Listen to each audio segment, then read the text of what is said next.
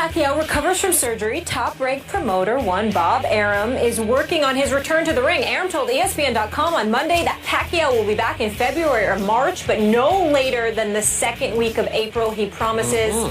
Skip. Yeah. What do you expect from your boy moving forward? He wants to fight a lot. Stephen A. Smith, obviously my man Manny Pacquiao is coming off very serious rotator cuff surgery, and clearly he suffered said injury 3 weeks before he fought Floyd Mayweather Jr., so he fought with basically one arm tied behind his back, and I still thought he won that fight on points because Floyd ran and ran and ducked and ran and ran and ran and ducked some more.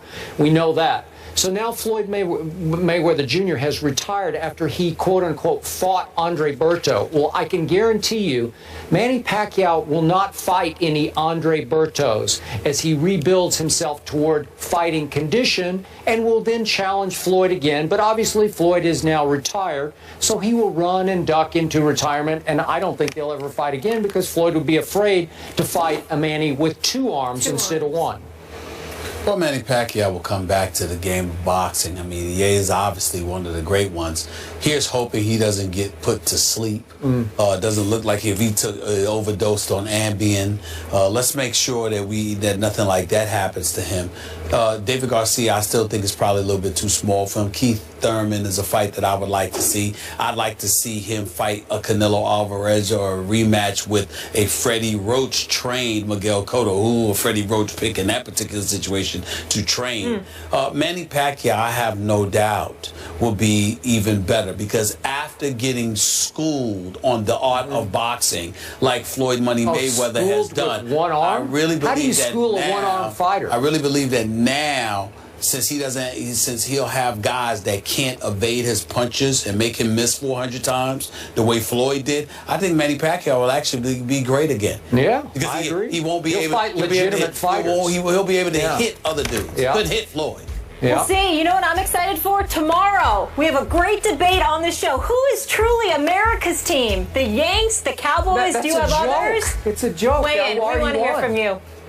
In place of Josh McCown, who was out because of a concussion, Johnny Manziel led Cleveland to a 28-14 win over Tennessee. That led many people to wonder what would happen when McCown came back. Well, we have that answer.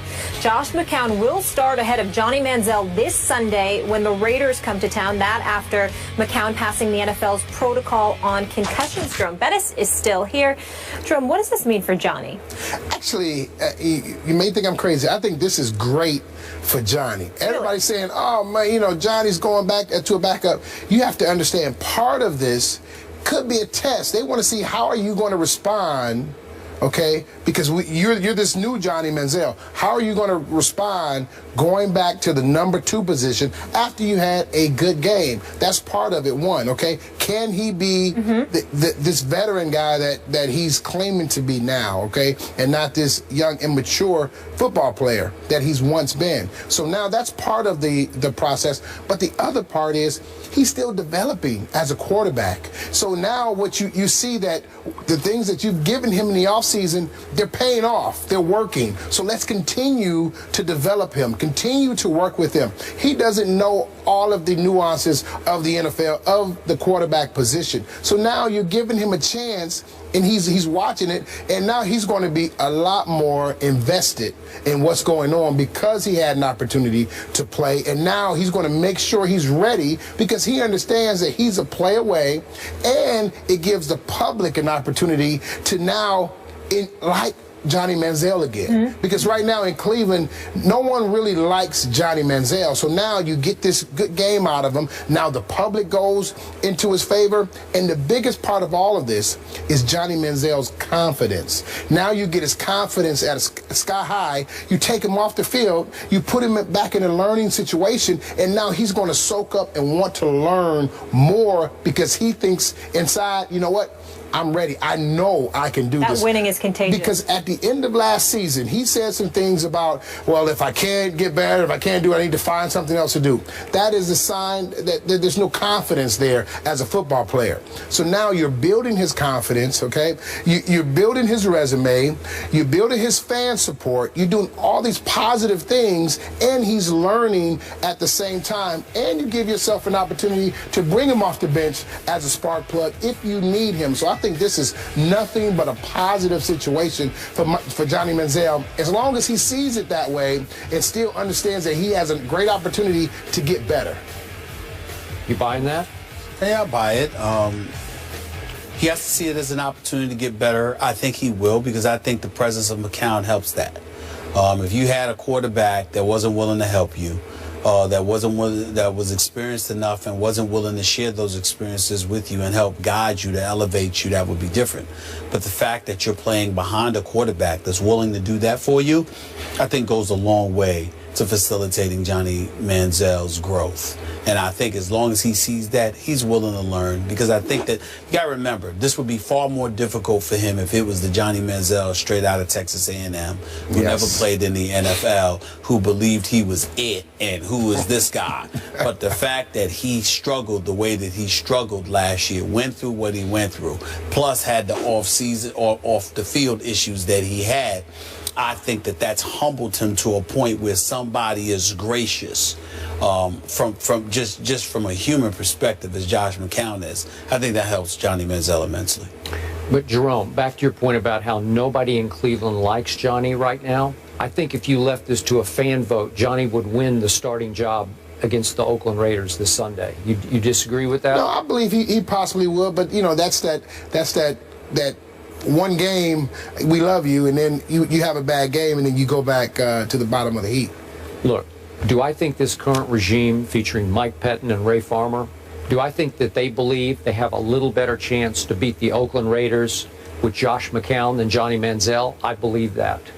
I believe they would like Josh to play every game from here on out through the rest of this year, because they think Josh could save their jobs better than Johnny could save their jobs at this point in Johnny's growth.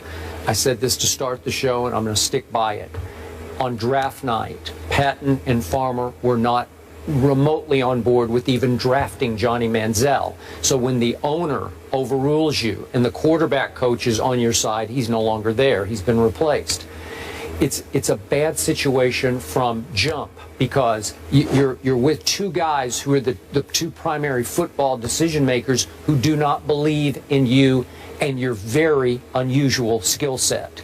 And as I always say, you either gulp the Johnny Kool-Aid or you're going to spit it out, because it's going to have a bitter taste to you, because it is completely unconventional.